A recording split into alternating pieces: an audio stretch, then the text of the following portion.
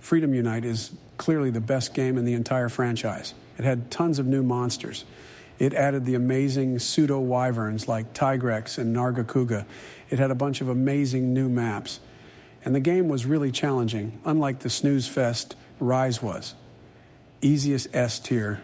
Did you forget to take your pills again, Sleepy Joe? I don't know what's so fun about chasing a monster for 30 minutes around the map, only to have it move area the very moment you get to it. And don't get me started on all the annoying ass small monsters like bullfangos that keep drilling my ass. The monster AIs were also dog shit. Oh wow, Diablo's dug underground again for the 10,000th time. Such amazing gameplay. Oh, shut the fuck up, Donald. You can't judge the game with hindsight. What game back then didn't feel somewhat janky? Yes, the monster AIs aren't the best, but at least in Freedom Unite, the monsters don't drool and get tired after taking 2 steps. Monsters back then actually felt threatening, even in low rank.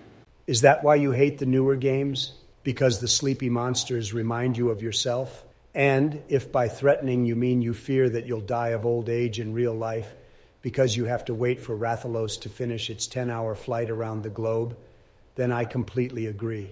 Let's face it, Joe, Freedom Unite aged poorly and is a joke compared to the newer titles. Freedom Unite may have a lot of monsters, but half of them are just straight up copy-pasted with another color. At least in the newer games, subspecies and variants have new moves that distinguish them from the normal variant. It's just lazy and you know it. That's so Cap Donald. I already said you can't judge the game with hindsight, dumbass.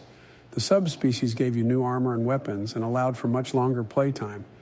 What can you even do in World of Rise after you finish the main story? Grind the same 3 monsters over and over and wait for Capcom to release a new update so you can fight the new monsters 3 times and quit the game?